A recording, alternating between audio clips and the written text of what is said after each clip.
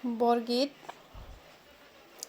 রাগ ভাটিয়ালি ঠোং আলু ভাই চল আইস যায় বৃন্দাবনে দেখো গয়া আনন্দ নয়নে। যে আহা ভাই বলা আমি বৃন্দাবনলৈ যাওঁ আৰু আনন্দ কৰোঁ, আনন্দ নয়নেৰে চাই আহোঁ। সকল বৃন্দাবন চানি জয় জয় ৰামকৃষ্ণৰ ধ্বনি। আৰু সকলো বৃন্দাবনত কি হৈ আছে? জয় জয় ৰামকৃষ্ণৰ ধ্বনিৰে আৱৰি আছে।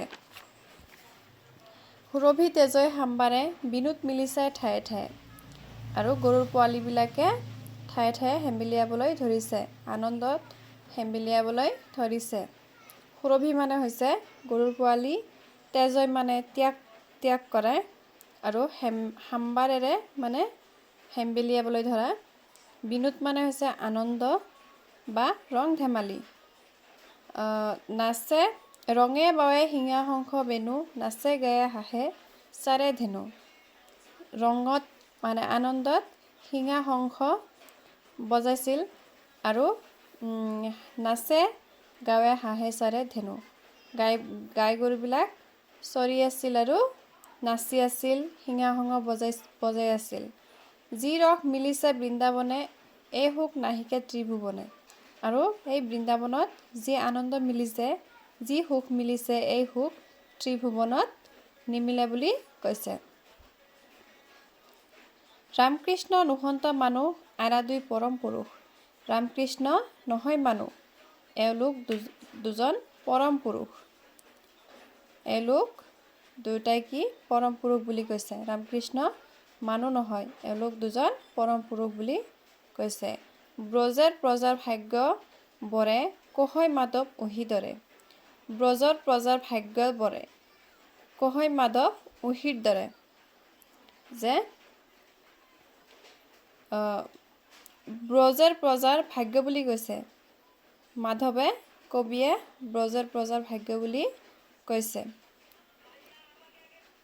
বৰগীতটি ৰচনা কৰিছিল শ্ৰী শ্ৰী মাধৱদেৱে। লেখক পৰিচয়: মাধৱদেৱৰ জন্ম হৈছিল 1489 চনত।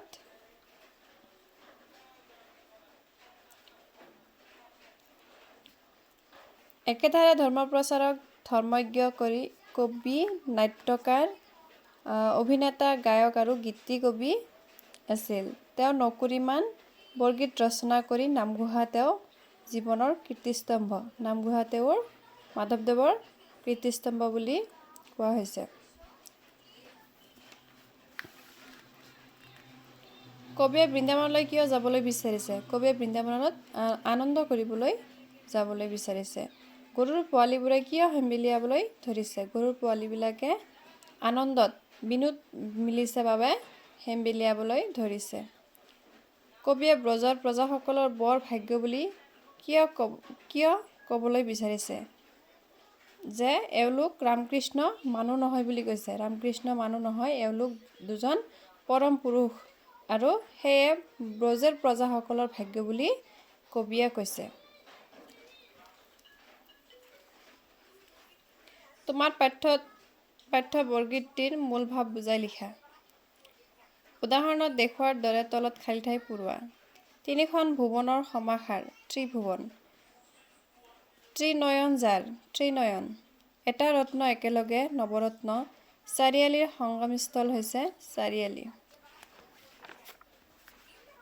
তিনিটা আলিৰ সংগমস্থল হৈছে তিনিআলি। যি ফলৰ সমাহাৰ ত্ৰিফল। ত্ৰিফলৰ সমাহাৰ হৈছে ত্ৰিফল।